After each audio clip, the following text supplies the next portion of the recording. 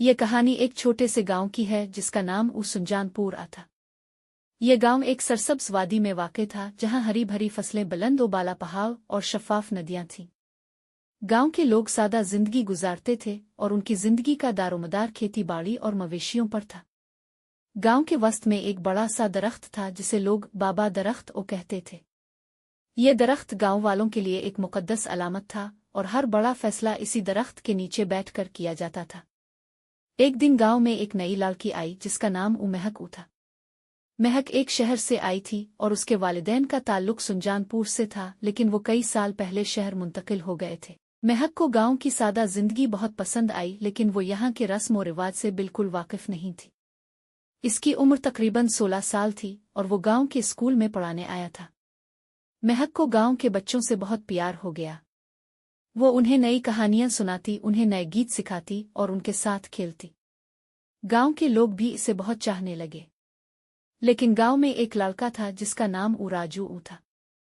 राजू गांव का सबसे बेबाक और खुद सर लड़का था।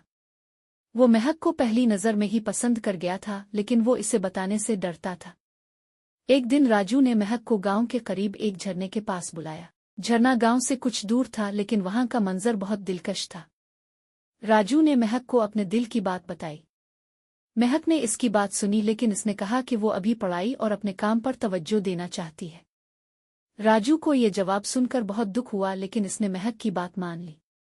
कुछ महीने गुजर गए और महक गांव में मुकम्मल तौर पर घुल मिल गई। लेकिन एक दिन गांव में एक बड़ी मुसीबत आ गई। गांव के करीब एक बड़ा दरिया था जो बारिशों के मौसम में तुग़यानी पर आ गया।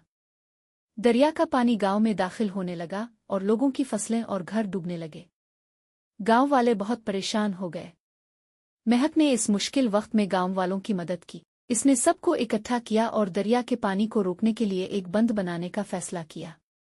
राजू ने भी इस काम में बढ़ चढ़कर हिस्सा लिया। सबने मिलकर मेहनत की और आखिरकार दरिया के पानी को रोकने में कामयाब हो गए। इस वाकये के बाद गांव वालों की नज़र में महक की इज्जत और बढ़ गई।